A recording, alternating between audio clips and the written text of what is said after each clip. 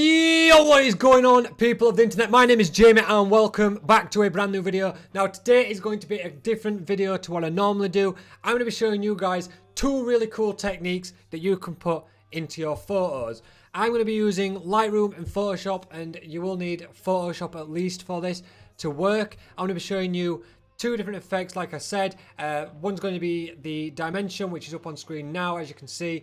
And then the second one is going to be the Sandstorm effect, which basically leaves off the particles back. Dimensions is a lot like Quantum Break for the Xbox One. If you ever saw Quantum Break, I believe that had like the same sort of style in it. Obviously ripping through the dimensions with all your shapes all over the place, just looking like a glass effect.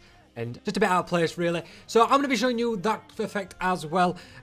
So I'm going to start off in Lightroom. You guys can skip it forward. I will put the time on the screen to where I jump over to Photoshop to show each effect off.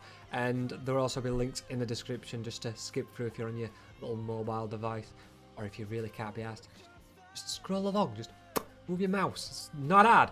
But yeah, we're going to start off in Lightroom for me, and I'm going to start off just by cropping my image. I want to at least get a decent area of what I want to work with. I don't want to have it all in because there's a load of wasted space over towards like the edge over here and the foreground. I don't want too much of it in, so I'm just going to do that. And then what I'm going to do from there is bring down my highlights and bring up my shadows, because this picture was shot for the shadows. I aim for the shadows, so I normally go to a -1 on the camera. If you know what I'm talking about for cameras, you'll know what I'm on about. If you don't, I'm sorry, you're going to have to be stuck with that one. So I'm just going to bring up my shadows, and then I'm also going to give it a bit of a to it. I'm going to give it that bit of a to it. The bit of a pop, you know? You get the idea? A bit of a pop, so I'm going to pop that clarity a bit. Once I've got to everything I want to do with like at least the colours and whatever. So obviously don't go too far into this. Don't start like adding loads of cool colour effects and vignettes and whatever. You can do that later on once you've come back out of Photoshop. So I'm glad with that, or I'm sort of at a decent level. I'm going to go to photo, editing, and go to Photoshop, obviously, and then we're going to jump over to my Photoshop because I've already opened it up, as you can see. So once you've dragged it into Photoshop and we've got this beautiful little canvas, we're going to go to the quick selection tool. It's up here. I don't know what key it is to hit. If you hit W, there we are. We've got a quick selection tool. Now this one's going to be the dimension one I'm talking through. So what we're going to do is zoom in. Now I want the dimension to be around my person. I want to be popping through the dimension, basically. I don't want anything else to be doing that. So what I'm going to do is zoom in a little bit and make sure I'm on the plus key for the marquee, the selection tool, should I say, and just start painting on an area of what I want to do.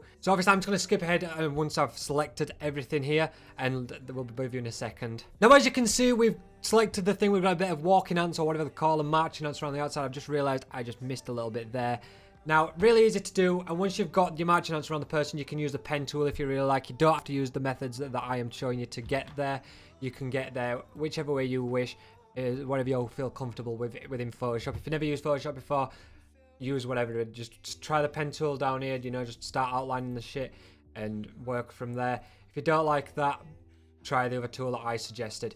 But once you've got that, what you're going to do is you're going to go up to layer, new layer, and type brush. That's brush. We don't want brush, we want the brush. So once we've typed brush, if I could stop it in J, we click enter, and now we've got a new layer called brush. It has to be typed like that, and there's no other way, otherwise it won't work. You have to type it like that. Do it. Don't argue with it, just get it done. Now, also you want to make sure in your image you want to be on RGB color and 8-bit color mode. That's also another big yes to making it work. Anything else is a no, it will not work, and you'll get an error further down the line. Just do it, get on with it.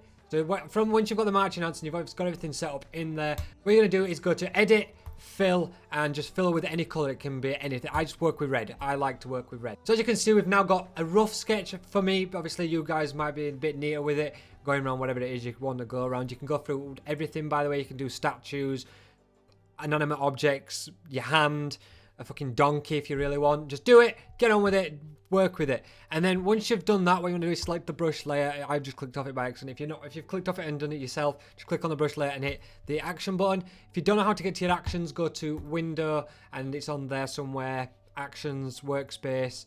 No, not workspace.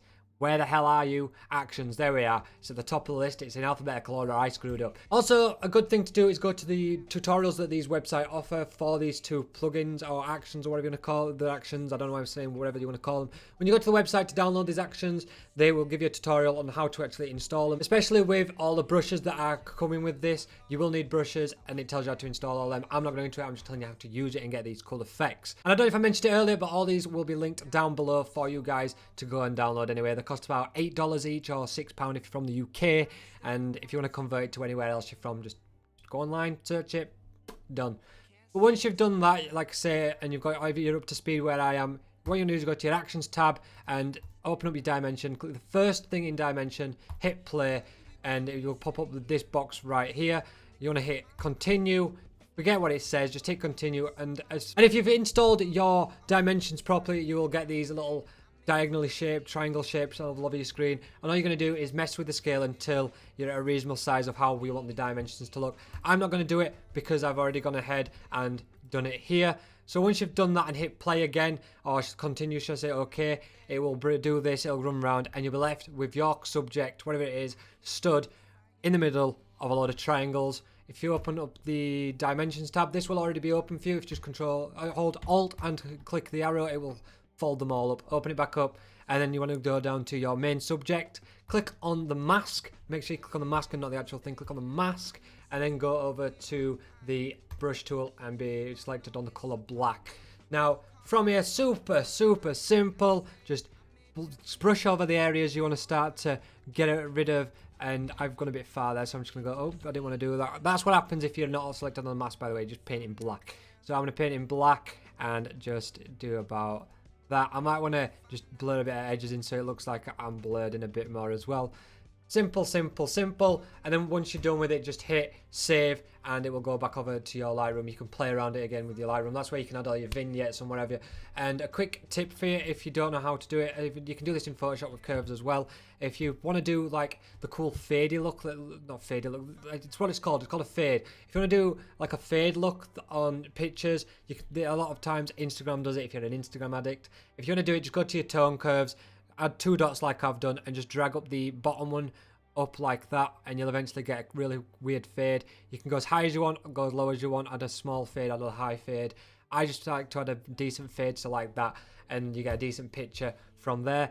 Now these pictures have to be above 3,000 pixels, I believe, both ways, to actually work. So if you can't do this with your iPhone, it will work, but it won't be as good as quality and it won't be as decent. So you can do it, just be aware it is meant for 3,000 pixels plus on the images.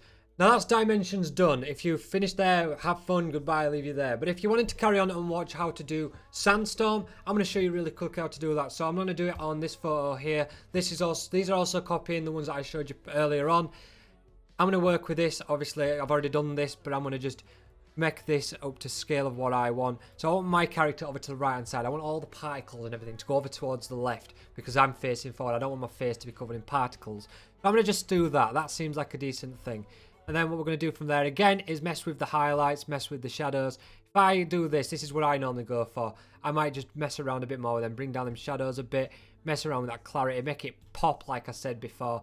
And once you get that sort of level, go back to your photo, click on editing, go back to Photoshop, and you're back over in Photoshop ready to do the next action. Now for this one, it's even easier than the last one. All you're going to do is select a color brush, click OK, do layer new, and then you want to do the same again as before, just create a layer called brush. And what we're going to do here is once we've got the brush selected with a color, like I say, I work with red, especially since I don't know why I work with red, I just like red. And what you're going to do from there is just make sure you selected on the brush layer is just select a big area like this. Just brush on. Do squiggles, don't start doing straight lines. Works better with squiggles. Everywhere you colour in with whatever colour it is, that's where it's going to grab particles from and just drag them over. So I'm going to carry on working down my leg here. I'm going to go from about here, just brush down my leg there, and voila, that is super simple. Then what you're going to do is go back to your actions tab, close my dimensions up, go to Sandstorm, pick a direction. Whatever direction you want to go. You can go up, down, left, right, all over the place. I'm going to go left and swipe it over to the left. I've already done it like before.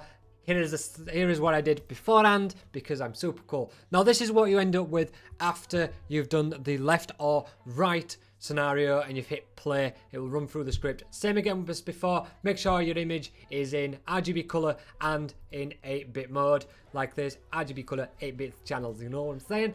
Do that. Work with it. Cool. So once you've done that, you will be left with these again, like before. Just, if this will be already open, just hold Alt, click the arrows on both of them. That will close them all up, and then you can open up again and play around with them. Now, you can add more particles if you really want. You can go into Sandstorm, just like copy the cloud formation if you really want. I just pressed the wrong button. As you can see, that just made everything a bit more dense. I can then grab hold of that and just drag it over there. So I can make my particles go even further. I can just drag and drop and play around with it and edit it around. Just to add loads of fucking particles everywhere. And also you can change the color. I need to do that actually. So you can play with the colors. You can do like an orange, whatever the hell that is, purple. Just play around with them. If you don't know how to color, just leave that off. You can also mess around with like the contrasts by changing the opacity. And obviously that makes it darker, lighter. Play around with it. Get to a point what you enjoy. Now, what I would suggest is at least getting a decent photo first. If you're already sort of capable of taking a decent photo, that's fine. If not, keep going out there, taking pictures. You're not going to be the best straight away. Go out there, learn. I'm still learning, and I'm just keep going. I'm going to learn till the day I die, because you're always something new to learn in photography. There's always somewhere to go with it.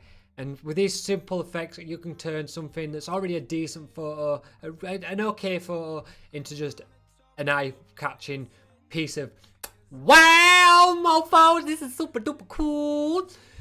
And you're left with something amazing. Everyone goes, wow, likes it. You get loads of fucking thousands of likes on your posts on Instagram, if that's where you want to go. And just go ahead with it. But like I say, if I just show you really quickly, if you just start with this, I'm just going to do my crop again, because I just screwed up. But like I say, if you just start off with whatever photo, I like to center my photo. I don't like doing that. I like to offset.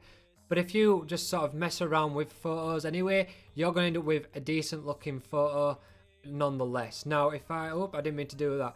So I'm going to add a bit of that. I'm going to add a bit of a fade to it. So I'm going to drag that up. And then I'm also going to add a bit of a vignette, just like that. And then my lens correction is like that. Probably play around with that vignette a bit more, bring it in, and drop my exposure down just a tad. I like dark photos. Sometimes I like dark, sometimes I like light. Depends what mood I'm going for. And also, I was aiming for the Sandstorm effect in this picture. That's why I'm stood like I am. You can, if you're wanting to go for something else, go for something else. But you've got to have at least a decent photo to begin with to be able to do these sort of things. I mean, you can always go out there, shoot whatever photo. It might be a decent photo, it might be a cropped photo to you.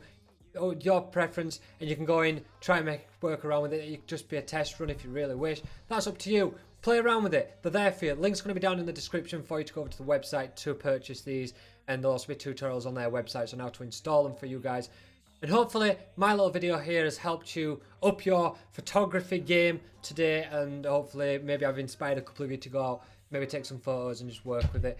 You can use these in YouTube thumbnails, you know, make a bird go splat or something daft, I don't know. Both of these actions work with anything. It depends on what you're shooting, whether it'll work or not. I mean, you can work with a statue, draw an outline around a statue on the right hand side and sandstorm it that way, or you can draw dimension and just have a dimension going everywhere around a statue. You can work with everything. I just said statue is something similar because that'll be like animals and stuff. You can do animals, you can do lights, you can do anything you really want. I'm going to stop it there because otherwise I'll be here all day. But hopefully you guys enjoyed today's video. Hopefully you learned something and took something away from it. If there's anything you want me to do a tutorial on, if there's anything you want to learn from me, let me know down in the description below. I will be more than happy to do a video on it and to help you guys out and just give you a bit of advice and everything. Like I say, if you did enjoy, be sure to smash the like button. Thank you for watching, and we'll see you in the next one, guys. Peace!